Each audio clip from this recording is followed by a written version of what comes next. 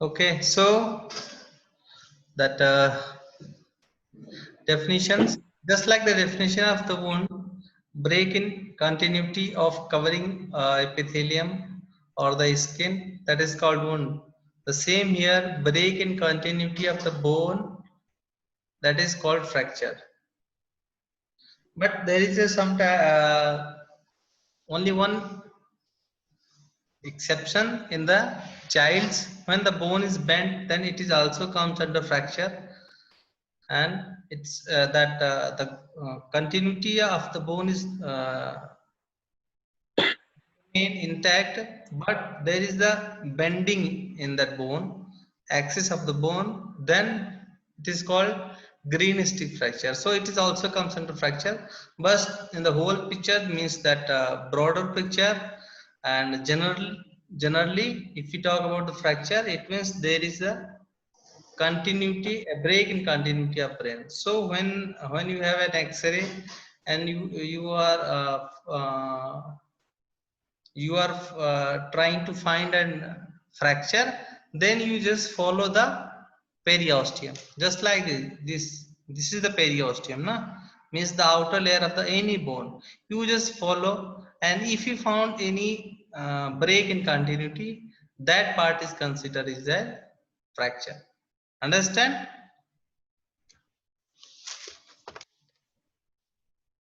Then there is various classifications of the fracture. Means fracture can be classified in various ways. It can be classified in various ways. First, the depends on the etiology. So usually when we talk about fracture, generally it means it is a traumatic fracture, and uh, sometime some underlying conditions, underlying conditions develop which causes the weakening of the bone, and then that weak bone fractured with a very minimum amount of the force, usually which that force is not causing the fracture in any person, but in some person due to weakening of the bone the fracture occurs. That is called pathological fracture. Understand? Then relationship of the fracture with external environments means the fractured portion is exposed to external environment or not. Displacement, that means the fragment is displaced or not. Pattern means there is different pattern of the fracture line. And then complexity of the treatment. So first, that on the basis of etiology, there is the traumatic fractures, pathological fracture, and stress fractures. Traumatic fracture where is the fracture where the main cause of fracture is that trauma, that external trauma or the any external force which is applied to that particular part, that excessive force. Any bone has a threshold force which that bone can afford without breaking. So when that the level of the force is increased to that threshold level, so in that condition the bone breaks.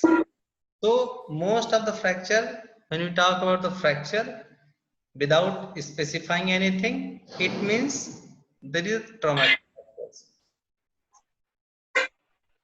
Who is there? Just mute yourself.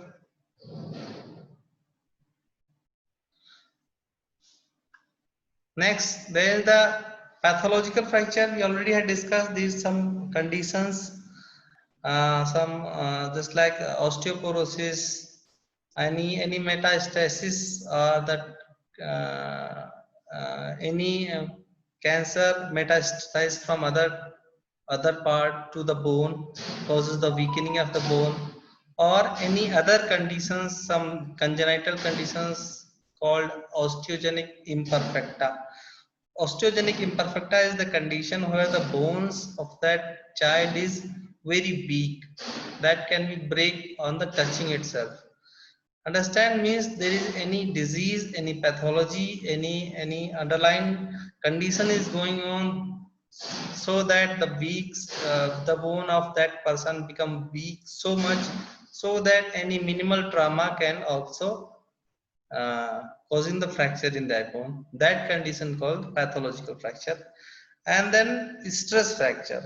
Stress fracture is there, means the bone is stronger, but due to the excessive use of that bone, or the excessive pressure again and again, the repetitive force again and again at a particular part, causing the fracture of that bone without any accident or any sudden trauma, that bone fractured, that is called stress fractures. That stress fracture occurs in the person who just like that mostly in that military person, where they march the parade daily, very high force, they put their and that foot on the ground with a very high force and continuously for the longer time, so that the bones become fissured, then the bones get fractured. So that is called the stress fracture. Means the bone is not big, but the repetitive force, continuous force for at particular site, causing the fractures. Then on the basis of the displacement, so there is a three type of displacement occurs in any bone. First is that angulations. I will explain you that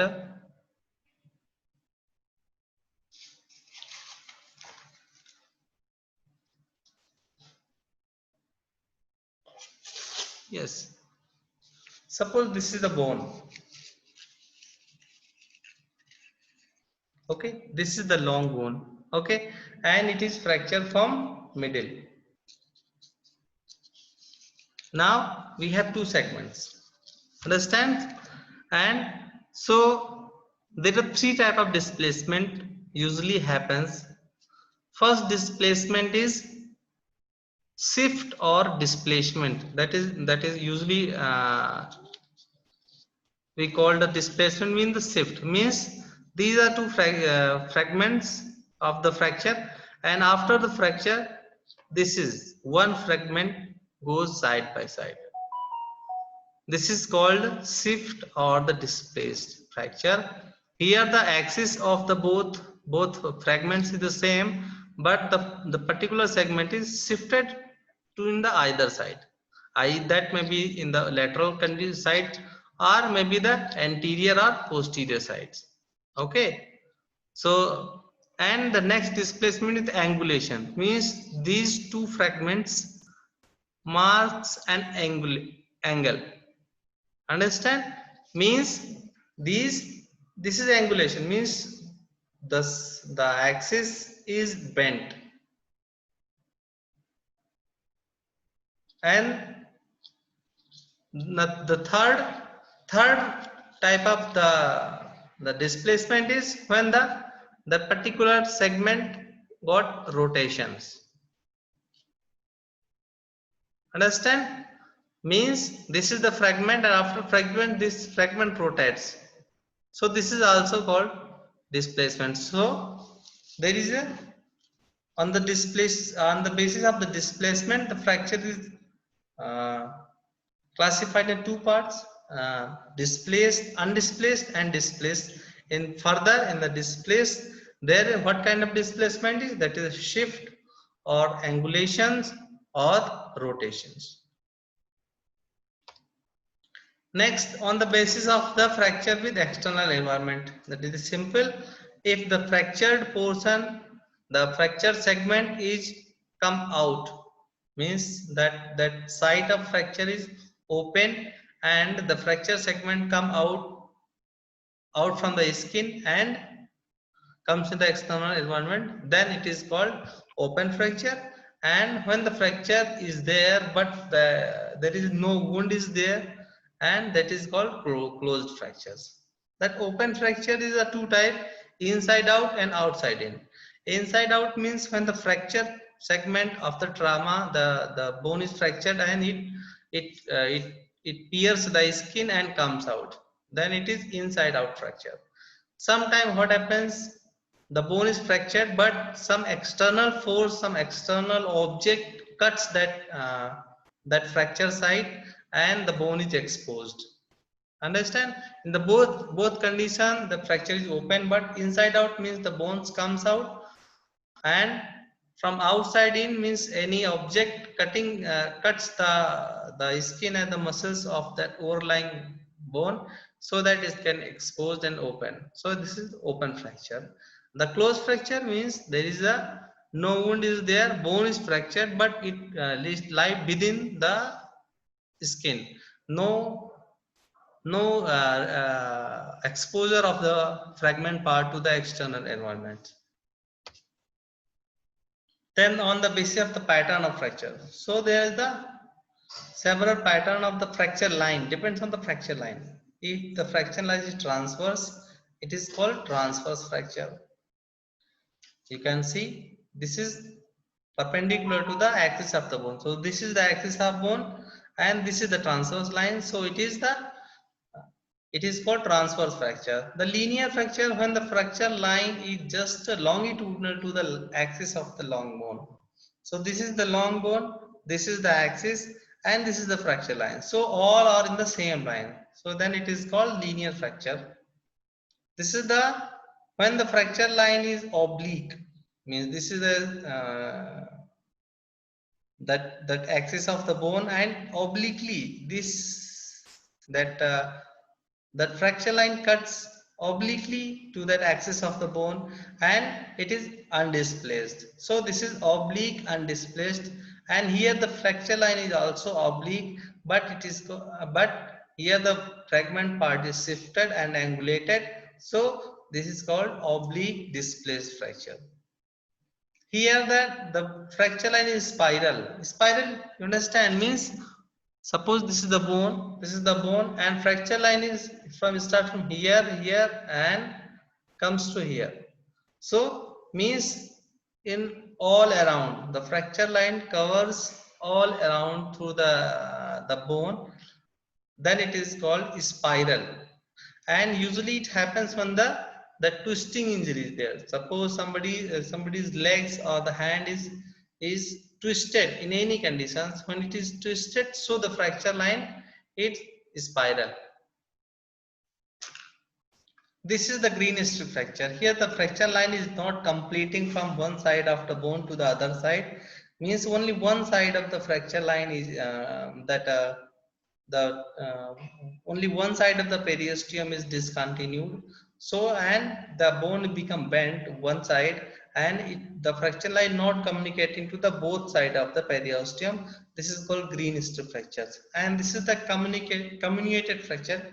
Comminuted fracture means the particular part of the bone is fractured or the crushed with very high force, so it breaks in the so many small pieces. Then it is called comminuted fractures. Some other patterns are there: avulsion fracture and the segmental fractures. Avulsion fracture means when a particular small segment of the bone is gets separated from the complete bone, then it is called avulsion fractures. That usually happens when a bone, suppose that malleolus, there is a medial malleolus and lateral malleolus, and there is strong muscles are attached to the malleolus. When the ankle is bent, so there is strong force due to the attachment of the muscles, that where the muscles are attached, that part becomes separated from the complete bone and it gets separated. So here you can say that medial malleolus is separated from this tibia. Understand, this is the tibia, this is the fibula, here the talus and calcaneus. So here this part of medial malleolus gets separated from that part of the tibia, then it is called avulsion fractures. Means due to very high force and very strong attachment of the muscles, the bone is weak, and if the strong force is applied to that part, so that particular small part of that bone is get separated from the complete bone. This is called avulsion fractures. The next is segmental fracture, means here there is two fracture line in the single bone. In the one bone, when there is two, usually there is one fracture line, but here you can see the fracture is one fracture line here and one fracture line here, so that usually there is two segment in the fractures, but here you can see there is three segment, 1 2 3. So this is called segmental fracture, means when the particular small segment of the bone is get fractured and displaced from its side, then it is called segmental fractures. Then there are few names. Eponyms means that that fractures are named on the basis means of that. Usually the doctors who first give the name that identified. So there is a Monteggia fracture. Monteggia fracture is there is the proximal 1/3 of the ulna with dislocation of the head of the radius. It is called Monteggia fractures. Next is the Galagi fractures. The fracture of the distal third of the radius with the dislocation of the radioulnar joint. Understand? Monteggia fracture. There is a proximal 1/3 of the ulna with the dislocation of the head of the radius. It is Monteggia. Galagii. Here the distal 1/3 of the radius is fractured and the distal radioulnar joint is displaced. The night strip fracture, it is the fracture of the shaft of the ulna. Night strip fracture is the ulna. This is the ulna and it is shaft is fractured. That usually occur in the night when a person is going somewhere and someone is hitting with a rod or the rod or any lathi or something, and that person trying to protect him and do like this. So when you do like this, the strong force of that rod is hit here, then it is called that causes the fracture of the shaft of the ulna. It is called the night stick fracture. Next, the Cooley's fracture. Cooley's fracture is nothing, just uh, this is the radius bone. So the distal end of the radius 2 inch from the end, it is fractured and the distal part of the fracture is dislocated dorsally. Means there is a dorsal displacement of the distal fragment and dorsal displacement of the distal fragment of the radius bone, then it is called Cooley's fracture.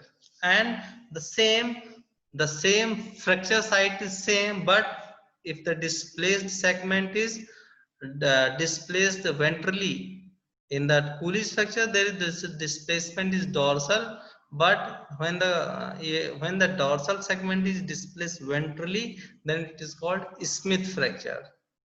Cooley's fracture and Smith fractures are just opposite to each other. Next is the Bennett fractures. It is an oblique intra-articular fracture of the base of first metacarpal with subluxation of the trapeziometacarpal joints. Next, the boxer fracture. Boxer fracture usually happens in the boxers when they hit somewhere. Then it is the fracture. It is a ventral displaced fracture through the neck of fifth metacarpal. This is the metacarpals. So when the fifth metacarpal is fractured from the neck and displaced ventrally, because somewhere hitting like that, na. So due to a strong force, the neck is fractured and the part is displaced ventrally. It is called boxer's fractures. Then other is bumper fracture. It is comminuted depressed fracture of the lateral epicondyle of the tibia. Lateral epicondyle of the tibia is hit very hardly. Then it is comminuted fracture. Comminuted fracture means that it breaks in a very so many small parts, and there is a depression there. So this is called a bumper fracture. Usually, when somebody is hit by a bumper of a car with the knee on the knee, then it is then that type of injury occurs. So that's why it is called the bumper fractures. One fracture is called Ronaldo fracture, the fracture at the base of first metacarpal, and it is extra-articular. Extra-articular, intra-articular, what does it mean? Means suppose a bone is fractured at near its joint to the another bone, and when the part of the joint is included in the fracture, then it is intra-articular fracture. And when the part of the joint is not included in the fracture, then it is called extra-articular fractures. Okay, so some others are also there. Potts fracture, that is bimalleolar fracture of the uh, ankle joint. Ankle joint is injured, and the malleolus is that break in two parts, and it is called bimalleolar. Cotton's fracture, Potts fracture, and the Cotton's fracture when the trimalleolar ankle fractures. Fracture of the neck of talus is called aviator's fractures. Understand? So many names are there. We just there are some important. March fracture is there. This is happens in the second and third metatarsals. When the shaft of second and third metatarsal of the lower limb is fractured, second number and third number from the shaft, then it is called March fracture. That is also we discussed earlier, that is stress fracture due to the march past the parade of that hitting, continuously hitting their leg on the ground with a high force. That is called March fractures. And some other mallet fracture is there. A finger flexed at the distal interphalangeal joint due to the avulsion fracture or rupture of the extensor tendon at the base of the distal phalanx. It is called mallet fracture. Mallet fracture is there. So this is the bone, this is the our finger, this is the distal phalanx, middle phalanx, and proximal phalanx. And this distal phalanx is attached with the two tendons, flexor tendon and extenders. This is the flexion and this is the extension movement. So there is two tendon, flexor tendon ventral side, and in the dorsal side there is extensor tendon. So when the extensor tendon got severely pulled, somebody's finger is pulled like that, means high extension force, so that the avulsion fracture is occurs here, means the small part of the bone where the extensor tendon is attached is get separated from the bone, so that this distal phalanx is bent like that, because in the ventral side there is a flexor tendon which pulling continuously to the bone at this distal phalanx. So that's why these fingers bent like that. This is called mallet fingers or mallet finger. So these are the different kind of the fractures. Some others are also there. We just discussed few, and you have to go through the all that. Next, we discuss that pathological fractures. So, which kind of the pathologies can occurs causes in the person that cause the pathological fractures? So that is maybe the localized or generalized. Maybe the condition may be the localized or the generalized. Means that that condition causing the weakening of the bone, that may be due to the local effect or maybe the general effect. So when the localized, there is three type of the pathology can be occurs: inflammatory, neoplastic, or miscellaneous. Means there is any bone cyst there, or any granuloma, or any kind of that atrophies happens in the bone. And inflammatory means there is abscess or some that may be specific tuberculosis or that non-specific. And neoplastic means any kind of that tumor or that malignancy, that is the localized, means that occurs in the particular part of the bone, so that that particular part of the bone become weak, that may liable to the fracture with a very small amount of force. So that is the condition, is the pathological fractures, and these are the localized cause. Then some generalized cause, that hereditary, acquired, and miscellaneous. The hereditary, there are hereditary that conditions, that is we already had discussed, the osteogenesis imperfecta. It is the congenital disorders which runs through the families. Understand? And osteopetrosis, the conditions, these causes the hypomineralization of the bones, so that the bones are the very weak. And some acquired condition, that osteoporosis, rickets, scurvy. So due to these acquired conditions, and some miscellaneous, this Paget's disease, histiocytosis, and Gaucher's disease, these are some means some conditions which as a whole affecting the complete body, so that the metabolism is disturbed, and the calcium and phosphorus is removing from the bone, causing the weakening of the bone. So that's why these are the causes which generally in general helps in causing the bone weak, so that the bones are bones may be fractured with a small, very small amount of the force, that is called that happens in the pathological fractures. So in the next lecture we discuss the that